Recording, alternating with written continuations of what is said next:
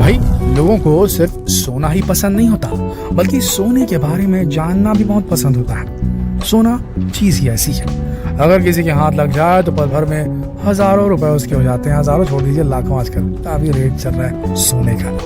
अगर किसी का सोना खो जाए तो नुकसान भी बड़ा ही हो जाता है। आपको पता है, सबसे पहली ज्वेलरी जो किसी मनुष्य ने पहनी थी वो एक सोने का हार था। एक गोल्ड नेकलेस को पहना गया था सबसे पहले किसी आभूषण के नाम पर।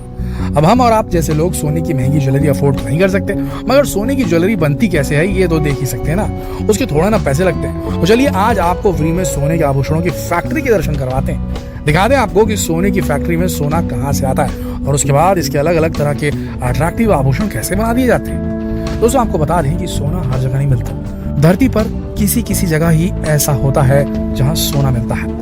कहीं सोना बहुत ज्यादा मात्रा में मिलता है, कहीं बिल्कुल भी नहीं मिलता। जैसे उज़्बेकिस्तान के मुरनताऊ में, यूएसए के कार्लिन में और कॉर्टाज में, रशिया के ओलंपियाडा में, इंडोनेशिया के ग्रासबर्ग में, इसके अलावा कनाडा में। इन जगहों पर दुनिया का सबसे ज्यादा सोना मिलता है।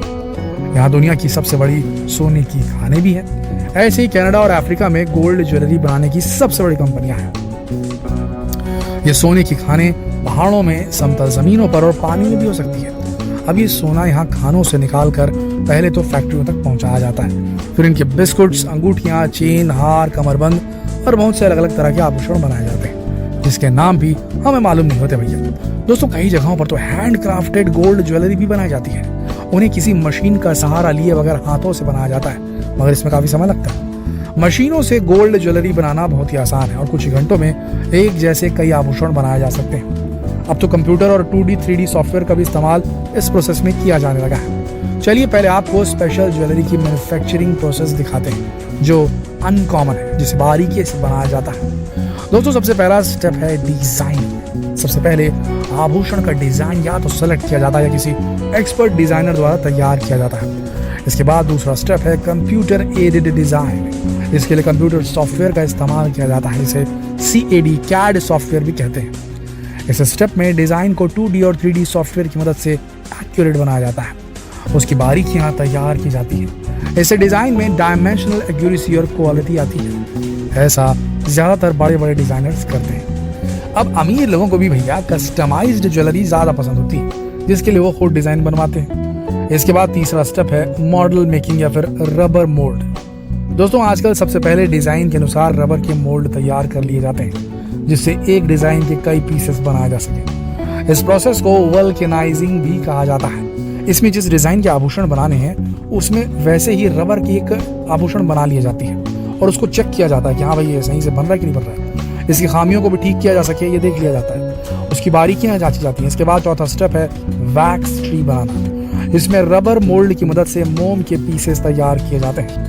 रबर मोल्ड को कमर्शियल वैक्स इंजेक्टर मशीन के ऊपर रखा जाता है और फिर मोम को आकार देने के लिए दबाव बनाया जाता है। फिर सभी छोटे बड़े डिजाइन को एक साथ एक जगह रखा जाता है, बल्कि आमतौर पर इनका एक ट्री बना लिया जाता है जहां सभी डिजाइन के वैक्स स्ट्रक्चर एक साथ रखे गए हों। इसके बाद बारी आती है कास्टिंग की। यहाँ पर फ्लास्क प्रिपेयर किया जाता है। वैक्स ट्री को फ्लास्क में रखा जाता है और उसके ऊपर यानी फ्लास्क के अंदर वैक्स ट्री के ऊपर प्लास्टर ऑफ पेरिस उंडेल दिया जाता है। जब ये प्लास्टर अच्छे से सेट हो जाता है तब फ्लास्क को रोटेटरी फर्नेस में एक निश्चित तापमान पर एक निश्चित समय के लिए रखा जाता है, पकाया जाता है, जिससे वैक्स पिघल जाती है और उसके बाद इसके अंदर पिघले हुए गोल्ड को पंप किया जाता है और जो वैक्स ट्री था वो अब गोल्ड ट्री बन जाता है। और उसके बाद सबसे जरूरी प्रोसेस शुरू होती है रिफाइनिंग प्रोसेस।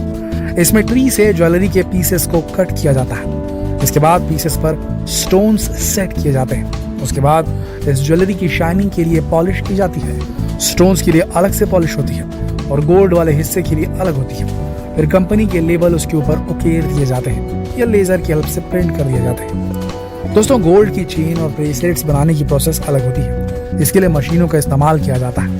ये मशीन कोई कस्टमाइज्ड डिजाइन नहीं बनाती। इसमें पहले से ही पैटर्न फिक्स होते हैं। चेन बनाने की प्रक्रिया को चेन स्टिचिंग भी कहते हैं। गोल्ड की चेन बनाने के लिए इसमें थोड़े बहुत मेटेलिक सब्सटेंस जैसे चांदी, कॉपर, जिंक मिलाने पड़ते हैं। इससे प्रोडक्ट की ड्यूरेबिलिटी बढ़ जाती है। फिर सबसे पहले गोल्ड और बाकी सब्सटेंसेस को पिघलाकर पहले एक सोने की रॉड में बदला जाता है, जिसका डायमीटर ज्यादातर 10 मिलीमीटर का होता है।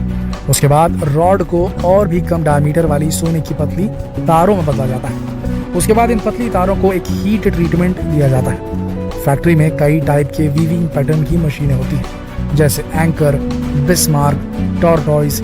ये पैटर्न देने के लिए सोने की पतली तारों को एक मैकेनिकल डिवाइस के जरिए पैटर्न से गुजारा जाता है, जिससे कि पतले तार सुंदर से पैटर्न वाली एक बेहतरीन और क्लीन डिजाइन वाली चेन में बदल जाते हैं। इसके बाद इन बनी हुई ज्वेलरीज को सोने से बने एक स्पेशल पाउडर से कवर किया जाता है।